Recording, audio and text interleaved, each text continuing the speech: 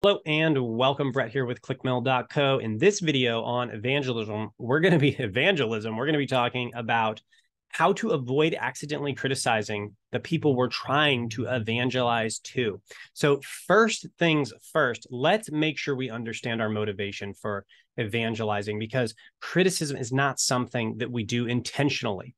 It's not something that we're like, oh, I'm just going to go criticize that person. Of course, that's not the case. So don't feel defensive as I'm saying this. This is just about being better and doing better than we could do before. And you're doing your best, and we're going to do our best as we move forward.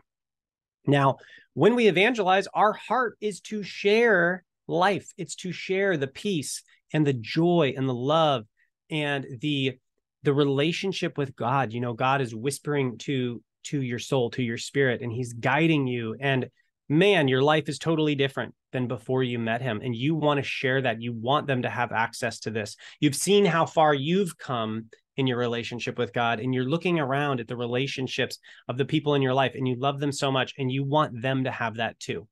Okay, so that is your motivation. That's my motivation.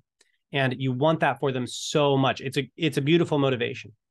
Now, that does not change. That is true. And two things can be true at the same time. We can have that motivation, which is very pure, and we can also unintentionally criticize, and people will hear us the wrong way. So let's talk about criticism so we can remove it from our language. Okay, now I'm going to be pulling from Dr. Henry Cloud and Townsend's series on boundaries, and excellent book, Christian Therapists. Amazing, especially if you're married. They've got a whole series of books on it, boundaries for marriage and kids and dating and business and all kinds of stuff. It's awesome. And it's all about communication. So we need to really have our communication and understanding of this down. So when we are by ourselves and we're just, I'm Brett, I'm over here, I'm just doing my own thing, I have one set of problems, and that's my problems, and I deal with my problems. When you're in relationship or interacting with another person, you do not have two sets of problems. You have three sets of problems. There are their problems and your problems, or I guess their problems and your problems. And then there is the bigger problem of communicating those problems to each other. So if you have a close friend or a spouse or a relative, and you tend to be communicating and you both have good intentions, you love each other, and they're like, wait, what? How could you say that? That's so mean. And then you spend, 30 minutes, an hour trying to explain what you meant and what your heart was. And then finally it's like, I see what you're trying to say. This is a big miscommunication. That's the third problem. And that happens all of the time in gospel presentations and when people are evangelizing. And we're going to go through a number of these: blaming, shaming, unintentionally guilting. There's a whole bunch of them that can happen, and when we don't mean to, and there's ways we can clear this up. But in this one, we're going to talk about criticizing. Now, in that book series, the definition given for criticizing is giving unwanted advice. And if you think about this, put yourself, it's not really intuitive at first, but when you think about giving unwanted advice, when have you gotten unwanted advice? Your mother, your mother-in-law, someone comes over to your house and they start going, oh man, I don't like your drapes. Or, oh, is that how you're raising your children? Or, oh my goodness, you should have married so-and-so, or like whatever it is that they're telling you, you didn't ask for it. And you're just like, oh, what is your problem? Leave me alone. And that's criticism. You're feeling criticized. And why? Because they're giving you unwanted advice. The more I have worked on my communication and communicating in a healthy and a God-honoring way, the more I have realized, boy, I can really unintentionally criticize people. And it's giving unwanted advice. So if this is the case, and we are so passionate about sharing the gospel, and many Christians are, we are zealous. We're just like, man, I'm going to tell you about this. And what happens? They didn't tell us they wanted to know.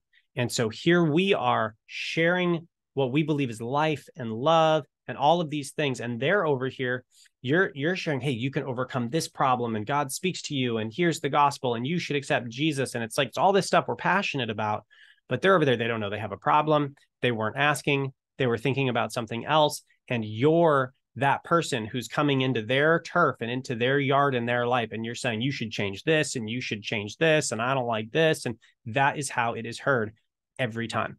So how do we avoid this? If criticism is giving unwanted advice and we want to share the gospel message, the way we do it and you probably never heard this, the way we do it is you ask for permission.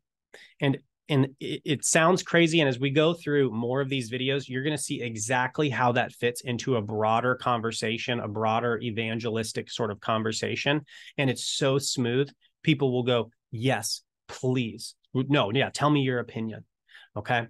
And so that is what we're going to be getting into. But the number one thing you do not want to do in an evangelistic conversation, sharing the gospel, is you don't want to give advice until they ask for it.